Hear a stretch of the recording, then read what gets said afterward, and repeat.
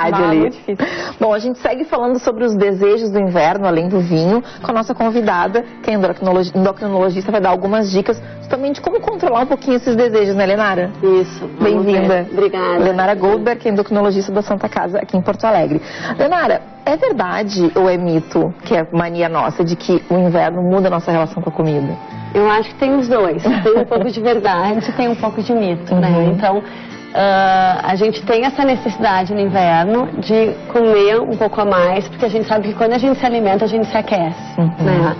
E aí, junta isso com todo o apelo, né, que a gente tem de costumes, né? Então, já associa, às vezes, o inverno, como a Thalira estava mostrando, com um vinho, com o chocolate quente, com a massa. E nisso, a gente acaba suplantando essa necessidade do organismo de produzir mais energia e acaba engordando, porque perde o equilíbrio, né? Come a mais do que precisaria. Se descontrola. E tem como dar uma cuidada, porque na verdade a gente pode manter a mesma alimentação que a gente tem no verão com o inverno, né? Tanto também as atividades físicas, não precisa mudar radicalmente. Não né? precisa. Mantém ali as saladinhas, os alimentos mais frios. Como conseguir dar equilibrada nesse comportamento? Então, tem várias maneiras da gente equilibrar. Uma, por exemplo, às vezes as pessoas dizem que no inverno não apetece tanta salada. Sim. Mas a gente sugere, bom, pode comer uma sopa de verdura, legumes, ou em vez de tomar um chocolate quente, tomar um chá, né? Que também vai dar a mesma sensação de aquecimento, de calor, e não é tão calórico, né? O vinho, que a gente, né, viu a Tânia dando várias sugestões ali, é uma bebida também que aquece, né? A gente procura no inverno, e ela é muito calórica, não? Olha, o vinho até entre as bebidas alcoólicas é uma das menos calóricas, né, que a gente tem disponível. Por exemplo, os destilados são bem mais calóricos. A cerveja é um pouquinho menos, mas normalmente as pessoas tomam mais cerveja, então acaba ficando mais calórico. O que a gente tem que cuidar, às vezes, com o vinho ou com a cerveja são os petiscos. Às vezes a bebida não é tão mais calórica, mas o que acompanha acaba sendo, né? Então, interessante que o pessoal lembra dos petiscos com a cerveja, né? Com o vinho o pessoal não pensa muito. Mas o queijinho, né? O fundi ali, né? O chocolate. Mas assim, é verdade ou não é que a gente gasta mais energia no inverno? A gente gasta um pouco mais de energia no inverno para se aquecer, né? E por isso que a gente tem essa questão do organismo de ter mais fome no inverno e às vezes mais fome por coisas mais calóricas, né? Compensa ou... Pois é, teoricamente a gente tem no organismo um mecanismo assim bem equilibrado de compensar. Então, se eu gasto mais energia, eu como mais, se eu como mais, eu gasto mais energia, porque todo o nosso organismo ele é orquestrado para a gente manter o peso, né? Então, sempre tem uma compensação. O problema é que às vezes a gente tem muito apelo hoje, né? Então, assim, acaba comendo mais, né? Mais do que o gasto de energia. Bom, além dessa conversa sobre o vinho, hoje mais cedo a Tânia saiu na rua, conversou com umas pessoas e justamente sobre essa coisa das ofertas, que na rua tem muito petisco, né? E é difícil andar pelo centro de Porto Alegre, perto do mercado público e resistir. Vamos assistir para ver o que ela conversou com as pessoas na rua sobre a alimentação no inverno. Pastel na hora aqui, ó, frango, queijo aqui, ó, carne, moça. O inverno abre o apetite da clientela? Sim, com certeza. Por que será que isso acontece? Olha, eu acho que a gente perde, né? A gente precisa de caloria para se manter no frio, né? O que sai mais nessa época do ano aqui? Café com leite, café preto, pastel, salgados. Cafézinho quentinho aqui, espantar o frio, loira. Tudo bom aqui, moça? Inverno dá fome? Tá. Muita? Muito. Fome de que tu tem? Ah, de tudo. Abre o apetite da figura, então, no inverno? Abre. Toda hora tá comendo.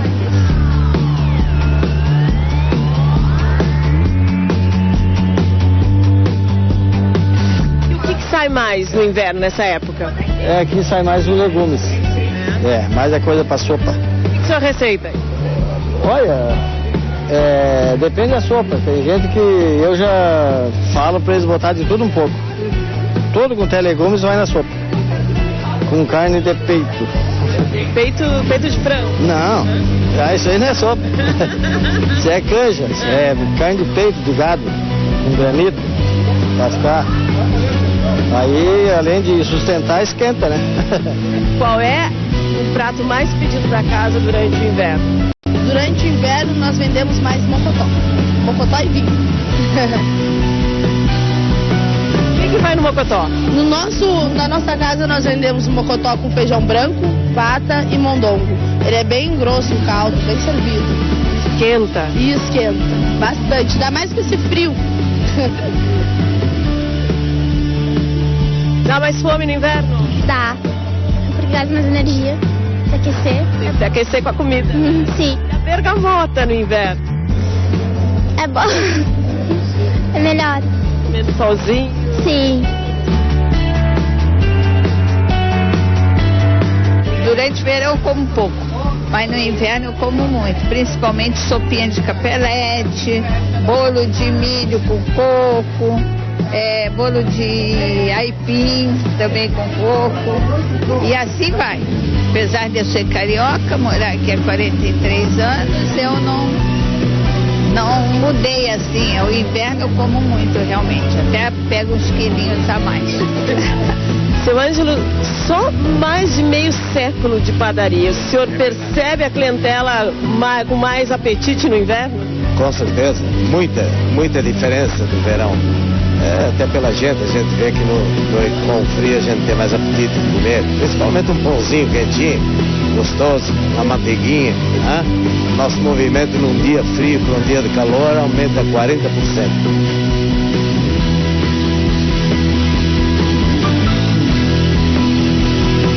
Por que tu acha que a gente fica com mais fome no inverno?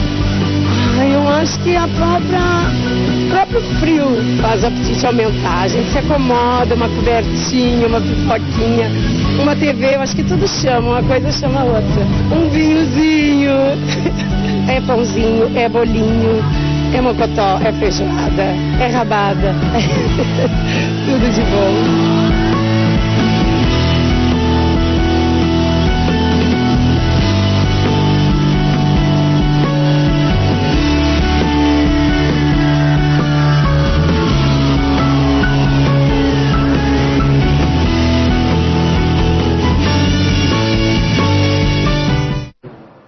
Meu Deus, a Tanira tá matando a gente de fome hoje, em Octo.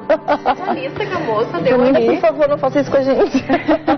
Não, essa última lista da última moça que ela conversou. Mocotó, feijoada, resumiu rabada, tudo que a gente tava falando aqui, né? A coisa dos desejos, né?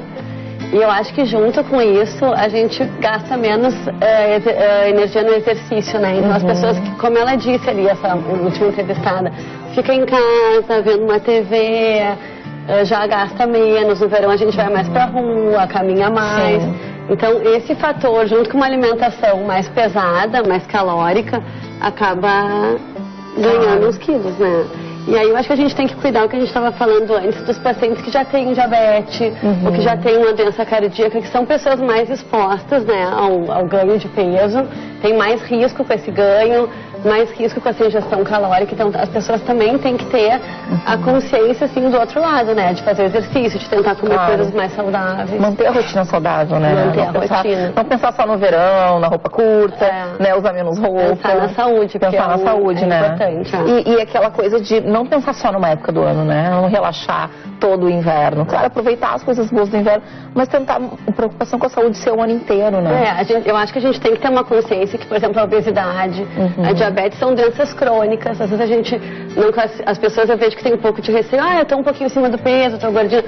E não tem essa consciência de que não, é uma doença. A gente tem que estar sempre cuidando, né? Tem que estar sempre investindo no cuidado alimentar, no exercício. Então, não dá pra ter uma pausa, né? Sim, tem que ser constante. E como é que é isso? Porque as pessoas, como é que elas descobrem, assim? Porque o endócrino parece que, assim, é um sistema que a gente não dá muita bola, né? E a gente tem vários problemas, tem dor de cabeça, a gente vai no médico X, a gente tá com o nariz, tá com sinusite, vai no médico X. Mas como é que a pessoa para, assim, pra procurar o endocrinologista? Então, o endócrino, ele o que a gente faz, né? É uma especialidade que cuida, na verdade, de todo o sistema hormonal e glandular. Então, é a obesidade, a diabetes, são as doenças da tireoide, da hipófise. A maioria dos pacientes vem encaminhados de outros médicos. Então, por exemplo, a pessoa está no cardiologista, cuidando da pressão, a doença cardíaca, e o cardiologista vê que tem diabetes, ou que a glicose está elevando, ou o colesterol está alto, ou já faz um rastreamento da função de tireoide. Então, muitas vezes, realmente, o paciente vem encaminhado de um outro colega, né, para fazer essa avaliação dos pacientes. E tem muita gente que vem até para avaliar por que está acima do peso. Às vezes tem causas endócrinas que fazem as pessoas engordar, né? na maioria das vezes são coisas, hábitos alimentares e de estilo de vida, mas muitas vezes tem uma doença endócrina por trás que a gente tem que avaliar ou pelo menos descartar, né? Por isso que é importante cuidar dessas dietas muito loucas, porque às vezes o teu organismo, para uma pessoa deu certo, para outra funcionou, mas o teu organismo vai te fazer muito mal, porque cada organismo é um organismo, né? E a gente sabe que essas dietas, elas têm um efeito muito curto, né? As pessoas às vezes não conseguem manter esse efeito a longo prazo. E acaba que em 6 meses tu já ganhou o peso que tu perdeu. Então o ideal é tu fazer uma alimentação mais balanceada, com atividade física, né? A gente viu a fala ali de uma mãe de uma menina que a Tanira encontrou. A menina confirmando que sente mais fome, né? Como todo mundo. Mas a gente que é adulto já sente dificuldade, né? De controlar esses impulsos no inverno. Com as crianças, obviamente, também deve ser um pouco complicado, né? Tem que dar uma atenção também, né? Eu acho que para as crianças também tem essa questão, assim, a gente tem hoje em dia muito confinamento, né? As crianças muito em casa. A gente não tem mais aquela coisa de brincar na rua, às vezes os pais estão trabalhando, não podem levar para um esporte, né? Então as crianças estão muito na TV, muito no videogame, muito no computador, não tem um gasto de energia como precisariam. E tem todo esse apelo, né, de fast food, de doce, de biscoito. Então realmente a gente tem que cuidar. Hoje no Brasil a gente tem dados, assim, a nossa população mudou. Hoje a gente tem 30% quase de crianças com sobrepeso, 15%, 10% com obesidade. Então é um dado muito importante, né? Nós tínhamos desnutrição há 30 anos atrás e hoje em dia a gente tem uma população sobrepeso ou obesa. Vamos de um extremo para o outro, né? E principalmente por questões de comportamento. Isso. A gente viu, desculpa, Isa, te interrompi. A gente viu nas imagens ali muita coisa com açúcar. Muito açúcar, né? Muita gordura, muito açúcar, muito carboidrato refinado, a gente chama, né? Então, chamar atenção de novo, assim, pra gente comer coisas integrais, sopa, tentar se aquecer com outras maneiras que a gente vai conseguir a mesma sensação, né? E não só em coisas gordurosas. Sim, o que eu ia te perguntar é o seguinte, tá? Porque a gente fica dizendo que é uma questão endócrina, né? Mas será que os fatores ambientais, tipo, assim, o tipo de alimentação que a gente vem tendo hoje em dia pode influenciar também o nosso sistema endócrino, sabe? Pode, uma questão bem interessante. Tem muito estudo nisso que tu está falando, por exemplo. A gente muitas vezes atribuía o aumento de peso a uma doença da tireoide. Hoje em dia já tem estudos mostrando que a obesidade causa acúmulo de gordura dentro da tireoide e que essa gordura faz a tireoide trabalhar mal. A mesma coisa no pâncreas, no fígado. Então, o acúmulo de gordura no pâncreas também pode estar implicado com diabetes, fora a obesidade como um todo, né? Então, tem realmente uma via dupla nisso aí, né? E é muito difícil a gente separar o que é ambiente e o que é genética, por exemplo, né? É diferente tu fazer um estudo em ratos, que tu tem ali tudo controladinho, né? Dou caloria, eu boto ratinho pra correr, eu vejo o que é cada coisa. Agora, no ser humano é diferente, a gente é muito complexo, a gente tem vários motivos para estar comendo mais, né? Então, às vezes é ansiedade, às vezes é uma frustração, às vezes é o frio. Então não é, as coisas as coisas não são assim tão objetivas, né? Que a gente consegue quantificar bem, né? Cada sistema, digamos assim. E pensando ainda nos hábitos, água, né? Hidratação. Também no inverno a gente dá uma descuidada, né? É importante a gente se hidratar, isso é uma maneira de esquentar também o organismo e de manter todo o funcionamento dos rins adequado, a respiração, né? Claro, a gente tem menos sede porque muitas vezes sua menos, né? Do que no verão, mas a gente precisa de água, não dá pra ficar que nem camelo, assim, às vezes eu brinco com essa ninguém é camelo aqui, né? Tem que tomar verdade. Leonardo, muito obrigada então pela tua presença, foi um prazer te receber, obrigada. Obrigada, igualmente. Muito obrigada. Até a próxima. A gente vai agora então de outra coisa.